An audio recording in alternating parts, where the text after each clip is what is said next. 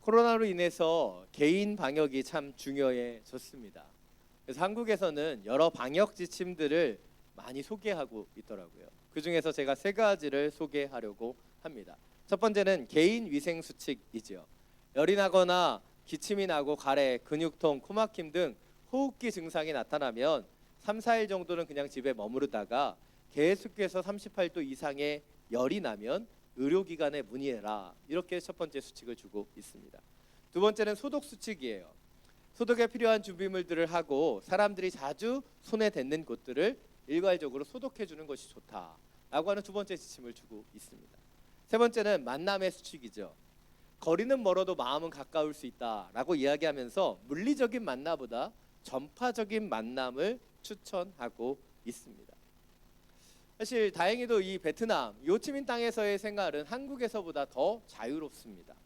그래서 우리가 이렇게 예배도 같이 드릴 수 있고 이 방역의 수칙에 대해서도 한국보다는 덜 필요를 느끼는 것 같습니다. 그런데 제가 이 방역 수칙을 준비하면서 이 방역 수칙뿐만 아니라 우리 영적인 수칙도 정해보면 참 좋겠다라는 생각이 들었습니다. 그래서 여러분에게 세 가지 수칙을 소개합니다. 첫 번째는 개인적인 영성 수칙이에요. 날마다 하나님의 말씀을 묵상하고 살다가 영적 이상 기운이 느껴지면 3, 4일 정도 더 깊이 기도해야 된다는 거예요. 아시겠습니까? 두 번째 수칙이에요. 소독 수칙이죠. 어두운 세상을 살아가면서 세상의 때와 제약들이 내 안에 묻어 있다면 주님의 보혈의 피로 그것을 떼어내어야 된다는 거예요. 깨끗게 해서 거룩함을 유지해야 한다는 것입니다. 세 번째는 만남 수칙입니다. 코로나로 인해 사람들을 더 자주 만나진 못했지만 주님과의 만남의 거리를 좁혀가기 위해 더욱 노력해야 한다는 것이죠. 제가 열심히 준비했는데 별로 감화감동이 없는 것 같아요. 오늘 제가 소개해드린 영적 수칙은 이미 여러분이 다 알고 계시는 것들입니다. 문제는 이것을 알고 있지만 이것대로 준수하며 살아가는 분들이 많지 않다는 것이죠. 왜일까요? 이 코로나 시대에 우리 가운데 참 많이 드러나는 것들이 우리의 연약함이에요. 생각해 보십시오. 한국이 코로나를 잘 관리하고 있다고 생각했어요. 그래서 그들이 한순간 방심하고 방역 수칙을 잘 지키지 않았더니 2차 대확산이 시작되었습니다. 왜입니까? 그들이 위협을 느끼고 코로나가 막 확산될 때는 방역 수칙을 잘 지키고 멀리도 가지 않고 여행도 가지 않았어요. 그런데 잠잠해졌다고 느끼니까 사람들이 금방 해이해지고 수칙을 준수하지 않으면서 확산되게 되었다는 것이죠. 우리는 이 여러 지침을 지키는데 해이해져서는 안 된다는 거예요. 여러분 마스크 똑바로 쓰십시오. 여기는 안전하지만 자꾸 마스크를 쓰라고 권면드리는 이유는 무엇이에요? 한 가지예요. 우리가 그래도 주의하고 노력해야 하기 때문이죠. 우리 영적인 삶 속에서도 동일합니다. 우리가 잠깐 방심하면 우리는 금방 넘어질 수밖에 없는 그런 연약한 사람들입니다. 그래서 오늘 말씀을 통해 과연 나는 무엇을 바라보고 내 중심 가운데 어떤 수칙들을 지키고 있는가, 우리의 내면을 들여다보는 시간들을 갖게 되기를 원합니다. 여러분 1절 말씀입니다. 우리 다시 한번 함께 읽겠습니다. 성벽을 건축하고 문짝들을 달고 나서 문지기와 노래하는 사람들과 레위 사람들을 임명했습니다. 오늘 본문은 성벽을 다 건축하고 성문의 문짝까지도 다 달았다고 얘기합니다. 느헤미야 6장 15절에서 얘기하는 것처럼 52일 만에 성벽의 재건이 끝났어요. 그런데 이 건축이 되자 주변 이방 민족들의 반응은 어떠했습니까? 느헤미야 6장 16절은 이렇게 말합니다. 자막을 통해서 함께 읽겠습니다. 우리 원수들이 모두 이 소식을 듣고 주변 나라들이 보고 모두 두려워하고 절망감에 휩싸였습니다. 하나님께서 하신 이름을 그들도 알게 됐습니다. 오늘 말씀을 보면 성벽이 재건되었어요. 그런데 물리적으로 성벽이 재건되었을 뿐인데 원수들이 이 소식을 듣고 절망하고 두려워합니다. 도대체 그냥 물리적으로 성벽이 재건됐을 뿐인데 왜 그들은 그렇게 느끼는 것일까요? 바로 예루살렘의 성벽 재건이 하나님께서 행하셨던 영적인 일이었기 때문이에요. 여러분 느헤미야를 찬찬히 읽어보십시오. 특별히 원수들, 대적들이 나타나는 부분을 보세요. 처음에 산발락과 도비아와 게셈과 같은 그런 원수들은 굉장히 자신만만했습니다. 그들이 유대 민족들을 조롱했고 그들이 조금만 음모를 꾸미면 이 성벽이 완수될 수 없다고 확신했어요. 그런데 성경을 잘 읽어보십시오. 그들이 음모도 꾸미고 회방도 작정했는데 52일 동안 우리가 생각했을 때 강력한 한 방으로 공격한 것이 없어요. 그들이 음모를 꾸미고 회방을 계획했는데 어찌 보면 느헤미야와 유다 민족이 크게 경험한 그 음모와 공격이 없었다는 거예요. 왜일까요? 느헤미야 4장 15절을 보면 나타납니다. 자막을 통해서 함께 읽겠습니다. 우리의 원수들은 우리가 그들의 계략을 알았고 하나님이 그들의 계획을 꺾으셨다는 것을 들었습니다. 여기까지만 읽겠습니다. 하나님께서 그들의 계획을 꺾으셨어요. 더 많은 계획과 음모들이 있었는데 성경에 그것들이 기록되지 못한 이유는 무엇이에요? 하나님께서 그것을 꺾으셨기 때문이에요. 우리는 느헤미야가 믿음으로 기도하고 순전한 마음으로 신실함으로 섬김을 통해 성벽이 재건되기 시작했던 것을 보았습니다. 그러나 이 성벽이 완료될 수 있었던 것은 무엇이에요? 하나님께서 보호해 주셨기 때문이죠. 잠언 16장 9절은 말합니다. 사람이 마음으로 자기의 길을 계획할지라도 그의 걸음을 인도하시는 이는 여호와이시니라. 여호와이시니라. 이 모든 것을 인도하시는 분이 여호와 하나님이시라는 거예요. 오늘 예루살렘 성벽이 재건되었습니다. 많은 일들을 느헤미야가 했지만 그 모든 것을 인도하신 분은 여호와 하나님이셨다는 거예요. 그렇게 이 예루살렘 성벽은 완공되었어요. 그렇게 재건을 마친 느헤미야는 그 다음에 무슨 일을 하고 있습니까? 오늘 1절 하반절을 보면 이렇게 얘기하고 있어요. 문지기와 노래하는 사람과 레위 사람들을 임명했다. 그는 성벽 재건을 했기 때문에 그의 사명을 다했기 때문에 이제 기쁨에 취해서 넋놓고 가만히 있지 않았습니다.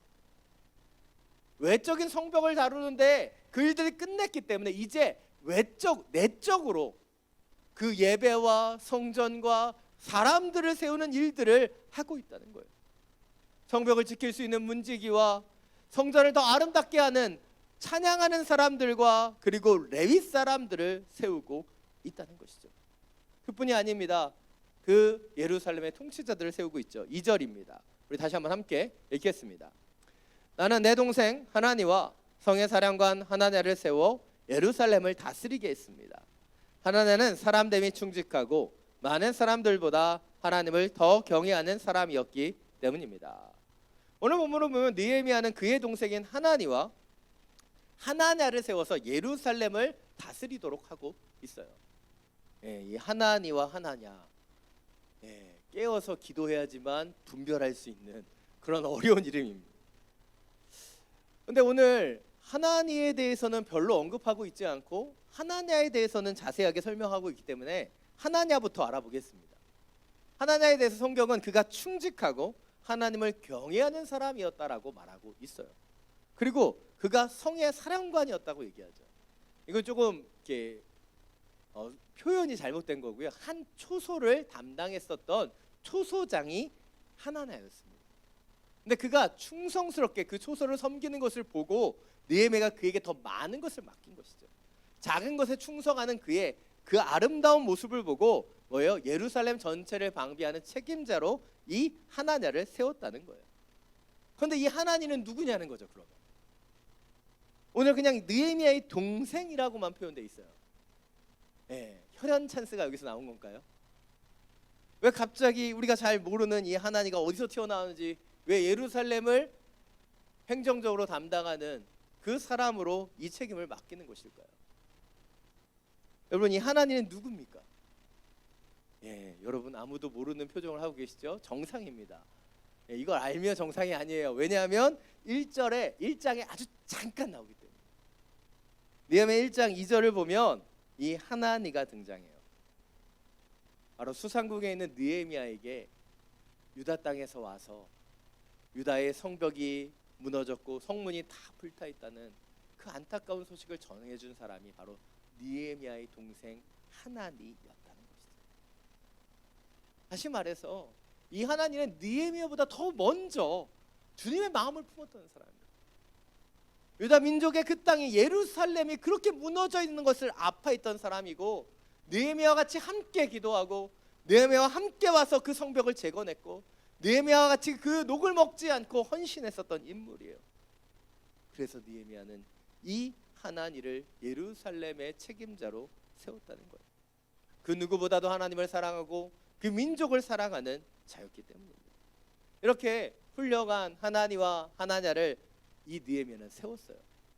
근데 세운 다음에 무엇을 하고 있습니까? 그들에게 잔소리를 플렉스하고 있어요.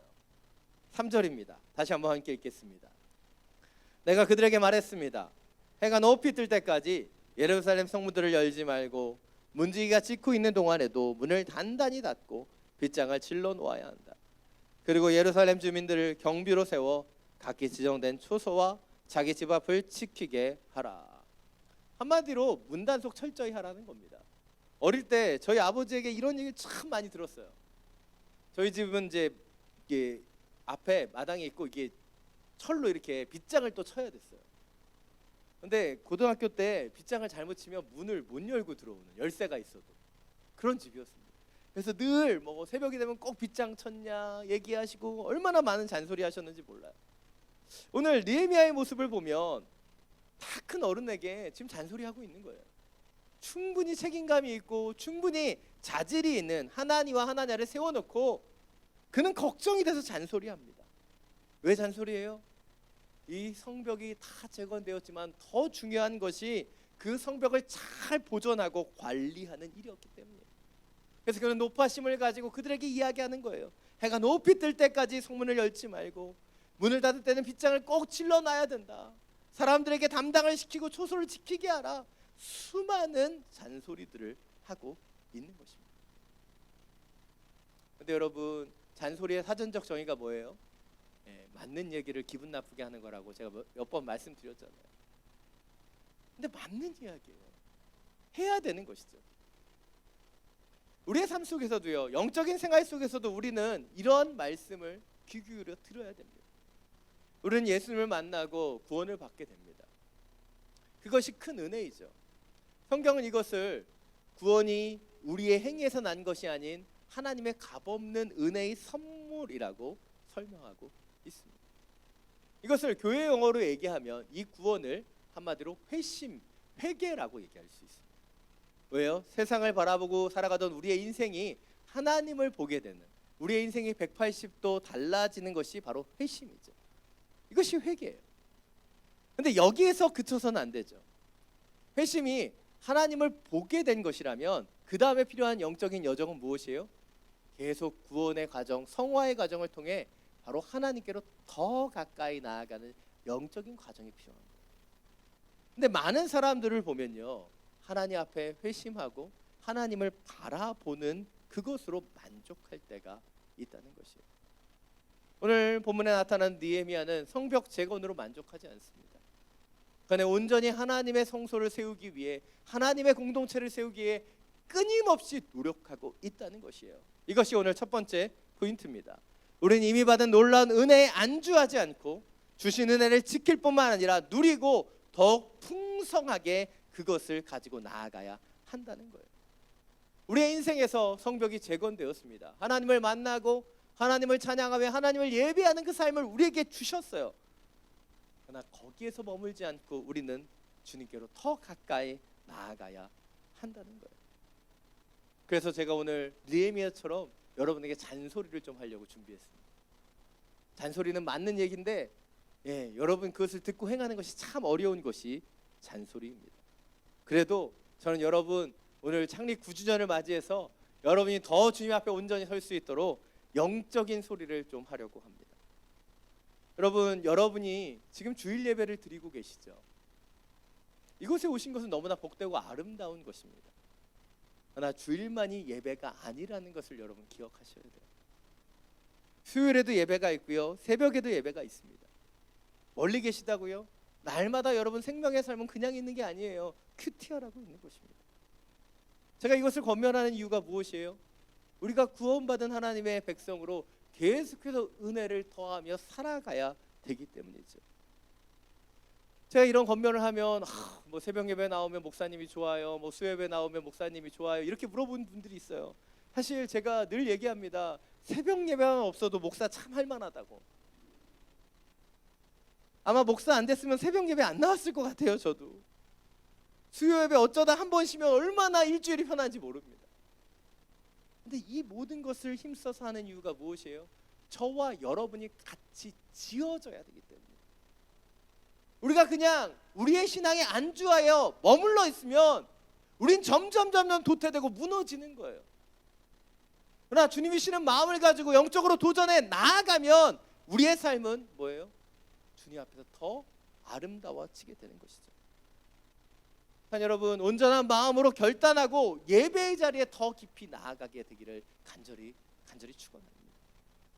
아로나민 골드 선전이 이렇게 얘기합니다. 드신 날과 안 드신 날의 차이를 비교해 보십시오. 여러분, 예배드리고 기도하고 묵상하고 시작한 하루와 그렇지 않은 하루가 어떤지 비교해 보세요. 그리고 여러분이 어떤 삶을 살아야 되는지 여러분 결단하기를 원합니다. 저도 목회자로 살아가면서 늘 먹고 놀고 쉬고 싶은 것이 저의 연약함이에요. 놀고 먹고 싶어요. 근데 놀고 먹을 시간이 없어요.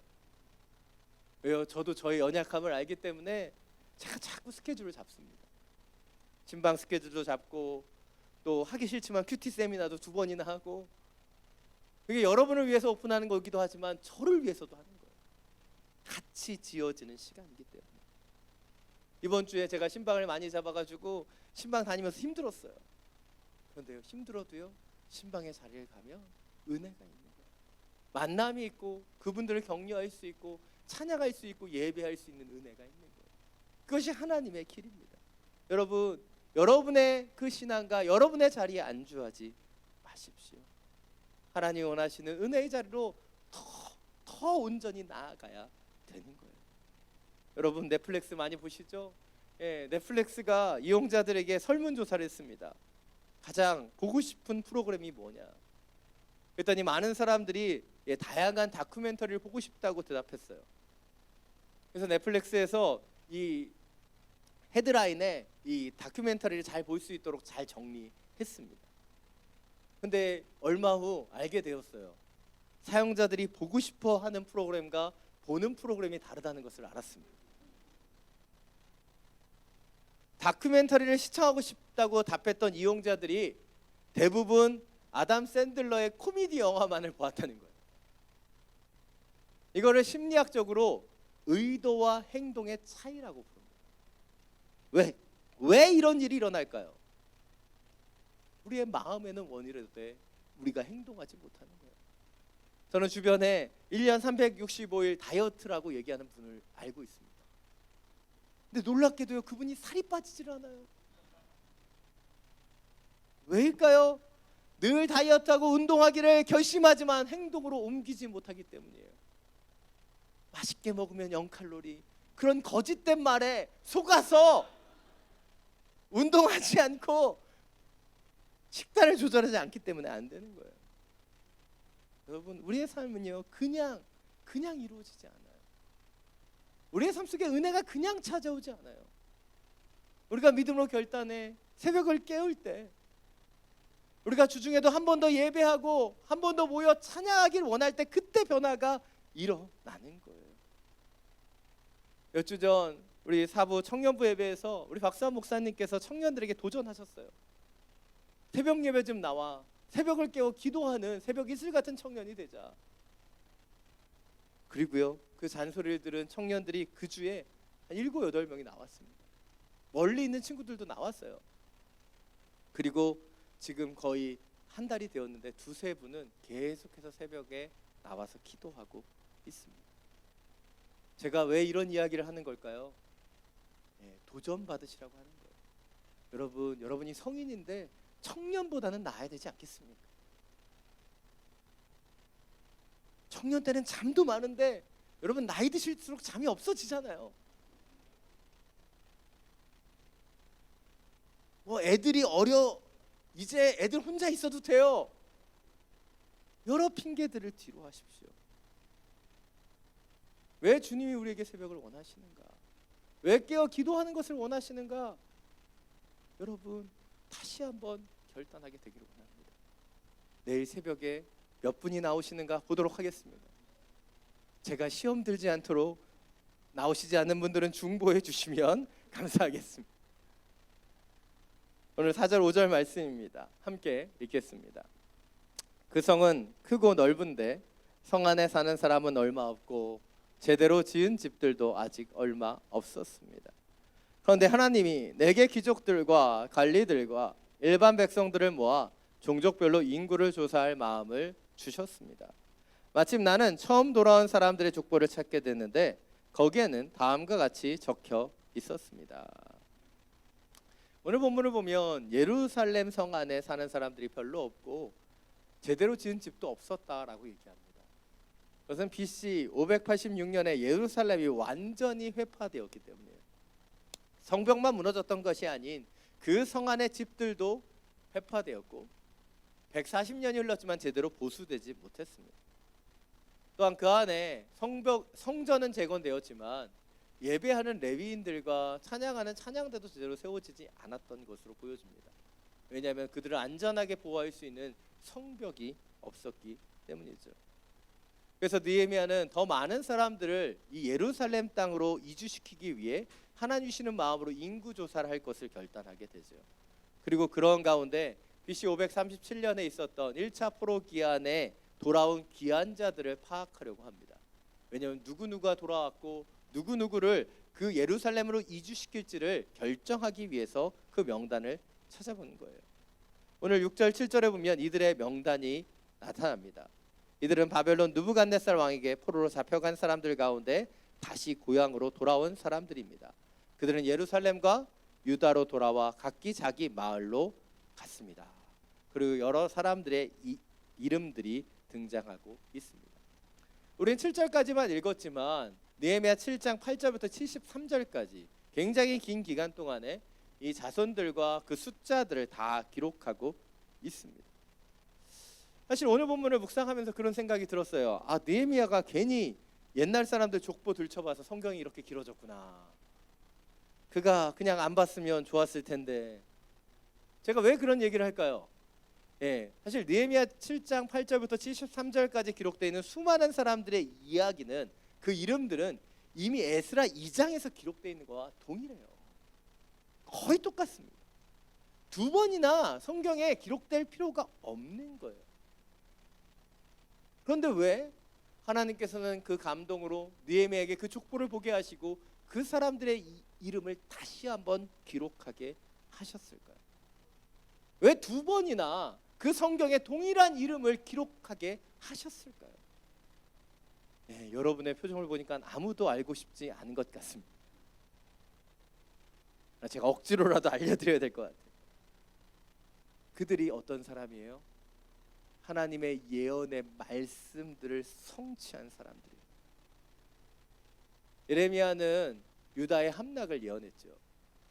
그러나 예레미야는 그것만 예언한 것이 아니라 유다 땅이 함락되기 이전에 바벨론의 70년의 포로 생활이 끝나면 그들이 예루살렘으로 다시 돌아오게 될 것을 예언합니다.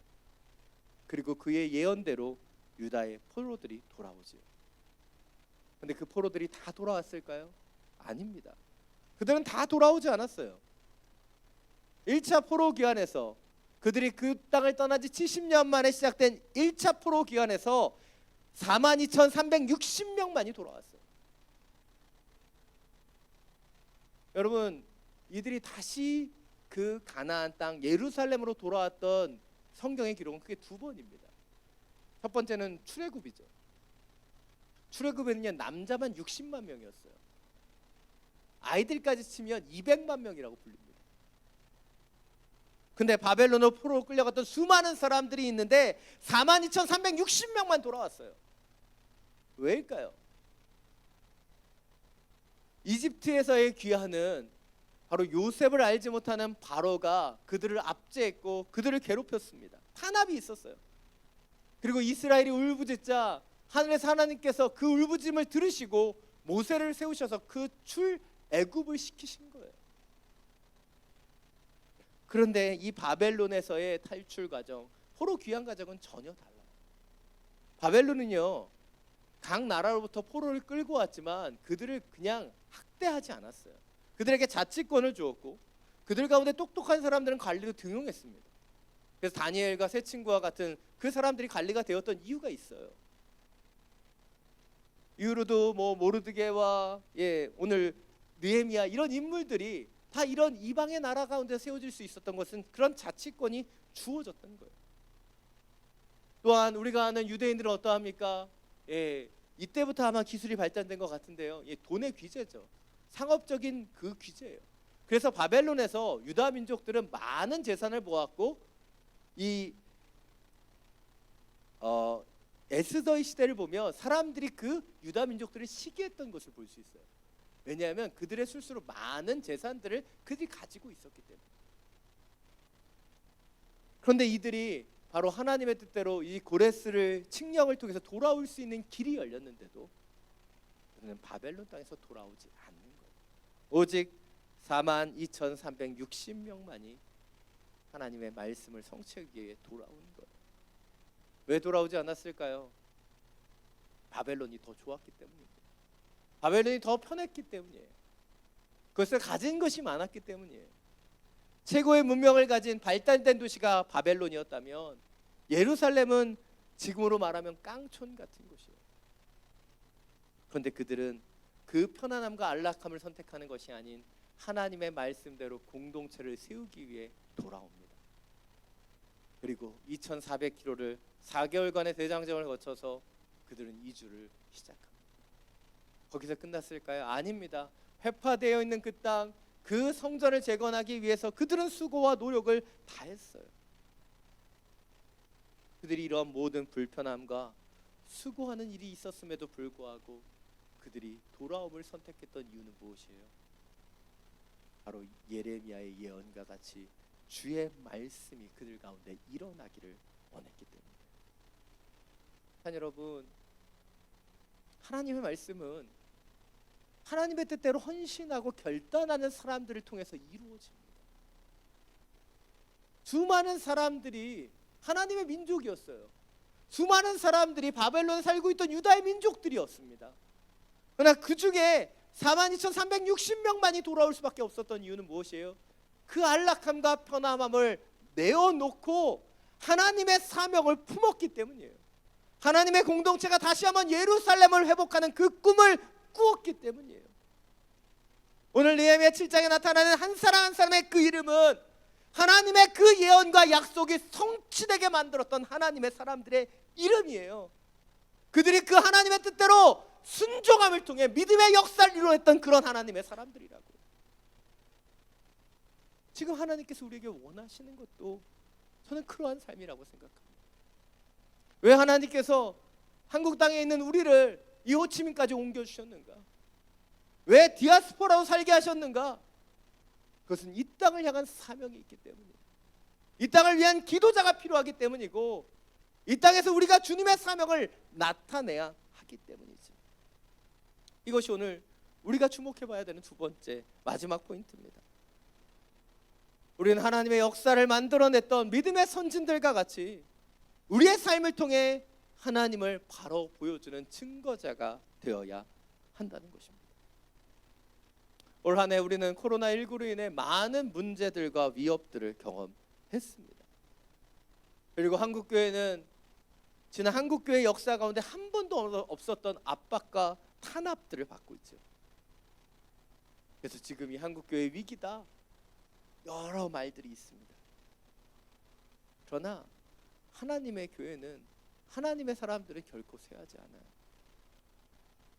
오늘 본문에 나오는 믿음의 사람들과 같이 스룹바벨과 같이 예수와 같이 느헤미야와 같이 무비보셋과 같이 하나님이 원하시는 그 꿈을 꾸고 하나님의 공동체를 세우기 위해 헌신하는 자가 있다면 하나님의 공동체는 결코 무너지지 않기 때문에. 여러분, 주님 우리에게 원하시는 것은 바로 그 한 사람이 되는 거예요. 저기 저 많은 사람들이 예루살렘으로 귀환하지 않는데, 저 사람들은 편안하고 안락하게 사는데 그렇게 잘못하는 사람의 인생을 보는 것이 아닌 주님이 원하시는 주님의 사람들을 바라보고 걸어가는 것입니다. 오늘 한 가지 이야기만 하고 오늘 설교를 마무리하겠습니다. 저는 저와 여러분이 누군가에게 믿음의 빛을 지고 있다고 생각합니다. 우리에게 신앙을 보여주었던 믿음의 선배들이 있기 때문이죠. 여러분에게 그 신앙을 보여주었던 사람, 신앙을 가르쳐 주었던 그 사람들이 있다면 한번 생각해 보십시오. 저도 오늘 말씀을 준비하면서 제가 20살 신입생 때 저를 인도해 주셨던 선교단체 간사님이 생각났습니다. 그분은 이름도 은혜로운 황은혜 간사님이에요. 제가 대학교 신입생이고 그분이 이제 막 대학을 졸업하고 대학원을 다니면서 선교단체 간사로 헌신하셨기 때문에 제가 뭐 정확한 나이를 그때 몰랐지만 뭐 25, 26밖에 되지 않은 여자분이었습니다. 벌써 25년이 지났지만 저는 그때 그 간사님이 주셨던 가르침이 생각나요. 그분이 하셨던 설교는 기억이 안 나는데 그분이 어떻게 예수님과 함께 동행하기 위해 힘썼는가, 그것이 생각납니다. 아침에 일어나 주님 제가 일어났어요 기도하고, 가방을 싸고 학교를 가면서 버스를 탈 때 주님 제가 버스 탔어요 또 기도하고, 버스를 내려 학교에 들어가면서 나지키 주님 제가 이제 도서관에 가요 기도하고, 어디를 다니든 간에 옮길 때마다 기도하며 나아갔었던 그분의 그 모습이 지금도 기억납니다. 그래서 주님과 동행하는 삶이라고 하면 그분이 그렇게 가르치셨던 그 이미지가 지금도 제 안에 떠올라요. 그분이 저에게 주셨던 영향력이죠. 그분 외에도 저에게 많은 영향력을 주었던 선배들이 있습니다. 그렇게 저는 어린 시절에 많은 선배들, 주일학교 선생님, 그리고 어머니와 아버지의 그 믿음의 영향력을 받고 자라왔어요. 그런데 어느 순간부터 하나님께서 저에게 그런 좋은 선배들을 허락치 않으시는 거예요. 나는 멘토를 원하는데, 나는 좋은 영향을 받길 원하는데 주님은 저를 외롭게도 하시고 때때로 힘들게도 하셨습니다. 그러다가 제가 한 설교 말씀을 듣고 깨닫게 되었어요. 저는 누군가가 저의 멘토가 되어주기를 원했고 의지할 수 있는 선배가 되어주기를 원했는데 하나님이 제게 원하셨던 것은 무엇이냐면 내가 누군가의 멘토가 되어주는 것이고 내가 누군가의 선한 영향을 흘러보내는 자로 이제 나아가기를 원하셨던 거예요. 그런데 우리의 연약함은 무엇입니까? 누가 나를 안아주고 누가 나를 챙겨주고 누가 나를 그 보듬어 주기를 원하지, 내가 누군가를 보듬어 주거나 누군가에게 선한 영향을 나타내려고 하지 않는 거예요. 여러분, 어린아이와 같은 신앙에 머물러 있지 마십시오. 주님, 우리가 성장하는 신앙으로, 성숙한 신앙으로 이제 누군가의 영향을 받는 것을 넘어서서 영향을 줄 수 있는 그런 사람으로 자라나기를 원하시는 거예요. 제가 전사 시절에 만났던 한 집사님은 새벽 기도를 열심히 하는 분이셨습니다. 그 집사님이 저에게 한 번은 이렇게 얘기하셨어요. 새벽 기도는 자신에게 어머니의 품과 같다. 어릴 때 어머니의 손을 붙잡고 나왔었던 그 논두렁을 걸어서 나왔던 그 새벽 기도의 그 시간을 추억하며 새벽을 지키고 기도하면 어머니의 그 따뜻함이 느껴진다고 얘기하셨어요. 그분의 어머니가 보여주던 신앙이 그분 안에 있는 거예요. 근데 거기서 멈추지 않고 그분이 뭐라고 말씀하셨냐면 내가 이렇게 새벽을 깨워 기도하는 그 영향력이 내 살아가는 딸에게 흘러가기를 원합니다. 그렇게 얘기하셨어요. 그분은 그 신앙을 가르쳤던 어머니의 신앙을 가지고 이제 살아가는 딸에게 그 신앙의 모델을 보여줌으로 선한 영향력을 끼치고 있는 거예요. 단 여러분, 우리에게 하나님께서 귀한 믿음의 선진들을 허락해 주셨어요. 그 영향력을 통해서 지금 우리가 이렇게까지 자라날 수 있었을 겁니다. 그러나 거기에서 멈추지 않기를 원합니다. 주님이 주시는 그 선한 영향력을 가지고 이제 누군가를 보듬어주는 사람, 누군가를 세우는 사람, 누군가에게 선한 영향력을 끼치는 하나님의 사람들이 되기를 원합니다. 나에게 주어져 있는 그 은혜와 나의 삶 속에 안주하려는 신앙이 아니라 다시 한번 도전하는 신앙으로, 결단하는 신앙으로 하나님이 원하시는 것을 내가 원하고 기도할 수 있는 성숙한 그리스도로 살아가는 저와 여러분이 되기를 간절히 축원합니다. 이 시간 원하고 바라고 기도합니다. 이 찬양을 우리 주님 앞에 올려드리겠습니다.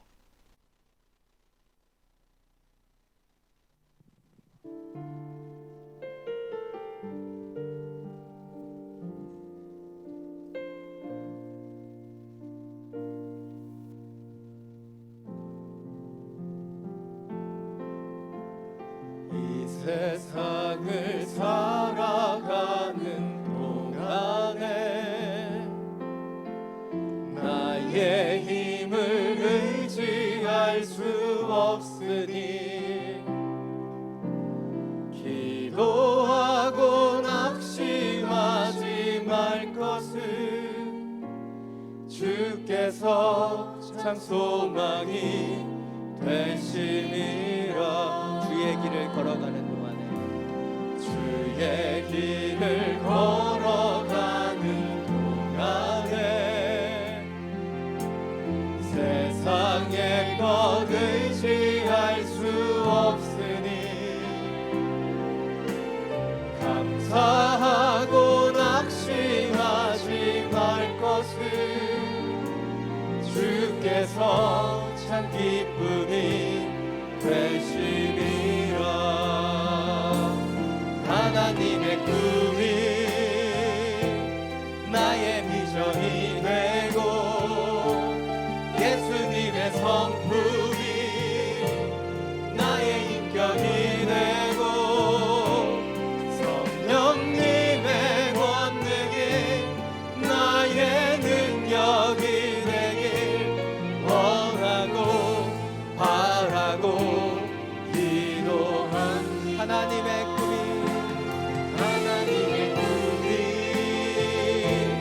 나의 비전이 되고 예수님의 성품이 나의 인격이 되고 성령님의 권능이 나의 능력이 되길 원하고 바라고 기도합니다. 하나님의 꿈이 나의 비전이 되고 예수님의 성품이 나의 인격이 되고 성령님의 권능이 나의 능력이 되길 원하고 바라고 기도합니다. 원하고 바라고 기도합니다. 바라고 기도합니다. 원하고 바라고 기도합니다. 원하고 바라고 기도합니다. 이 시간 함께 기도하며 나아가기를 원합니다. 이 시간 우리의 중심을 돌아보며 기도하기를 원합니다. 하나님, 주의를 지켜 예배하는 우리의 심령 가운데 안주하는 마음이 있었습니다. 이렇게 주의를 깨어 기도하면 예배하면 충분하다고 하는 그런 연약함이 있었는지도 모릅니다. 이 시간 그런 그 안주함을 내려놓고 믿음으로 도전하며 나아가기를 원합니다. 안주하는 신앙이 아닌 결단하고 도전하는 신앙으로 우리의 삶 속에 주의 은혜의 보좌 가운데로 더 가까이 나아갈 수 있는 그 역사를 주님 보게 하여 주옵소서. 주님, 단순히 영향을 받고 은혜를 받는 인생이 아닌 더 성숙한 믿음으로 세워지기를 원합니다. 나에게 좋은 선배를 붙여주고 좋은 멘토마를 붙여주기를 원했다면 이제 내가 그런 하나님의 모델이 되고 하나님의 사람이 되어 선한 영향을 나타낼 수 있는 주님 그런 사람이 되길 원합니다. 내가 그걸 원하고 바라고 기도합니다. 그 일들이 우리 가운데 이루어지게 하여 주옵소서. 주님의 이름을 한번 부르고 함께 통성으로 기도하며 나아갑니다. 주여, 주님, 우리의 연약함을 봅니다. 그 코로나 시대에 우리는 안주하고 주저하며 머뭇거리며 더 앞으로 나아가지 않으려고 하는 그 연약한 우리입니다. 어떻게 살아야 하는지, 어떻게 기도해야 되는지, 어떻게 예배해야 되는지 우리는 알고 있는데, 그래서 청년의 때 우리에게 신 놀라운 은혜와 사명이 있는데 우리 그것을 잊어버렸습니다. 내 삶 속에 안수하며 자녀를 양육하며 이 세상의 것을 바라보며 살아보면서 주님이 주셨던 도전을, 그 은혜를 잊어버렸는지도 모릅니다. 주님 회개하며 기도하오니 주님이 원하는 것을 내가 원하고 주님이 말하는 것을 내가 말하며 주의 뜻대로 기도하며 신하는 하나님의 사람들이 되기를 원합니다. 나의 삶의 자리를 변화시키며 주의 뜻대로 선한 영이 있는 나타내는 그런 하나님의 자녀들로 우리를 기르고 주님이 원하시는 마음을 품기를 원합니다. 주님이 원하는 비전을 품기를 원합니다. 주님이 원하시는 그 능력을 갖기를 원합니다. 주여, 기도하며 걸어가는 주의 영혼들을 다시 한번 주님께 하여 이들의 믿음의 결단이, 그들의 삶의 자리를 변화시키는 아름다운 주님의 향기, 주님의 쉬는 그대로 물이 들어가는 주의 영혼들이 되게 하여 주옵소서. 성령님, 이들의 마음을 주장하여 주시고 주의 뜻대로, 주의 은혜대로, 주의 역사대로 사랑이 많으신 주님, 주님이 원하시는 것을 원하고 주님이 바라시는 것을 바라며 주의 뜻대로 기도해야 되는데, 내가 원하는 것만을 원하고 내가 바라보기 원하는 것을 바라보며 나의 소망만을 가지고 기도했던 우리의 연약함을 고백합니다. 주여, 주여, 우리를 돌이켜 주옵소서. 주의 뜻을 향하여 날마다 한 발짝 한 발짝, 날마다 주님께로 나아가는 그런 하나님의 사람들이 되게 하여 주옵소서. 이 정도면 충분하다고 안주하며 나의 삶의 그 자리에 머물러만 있었던 그 연약함이 아니라 다시 한번 영적인 자리, 은혜의 자리, 말씀의 자리로 나아가게 되기를 원하고 기도의 자리를 삼아오며 나아가기를 원합니다. 주님, 주님의 꿈을 꾸며 주님의 은혜를 먹으며 주님께로 더 가까이 나아가는 주의 영혼들이 되게 하여 주옵소서. 우리 주 예수 그리스도의 이름으로 기도드립니다.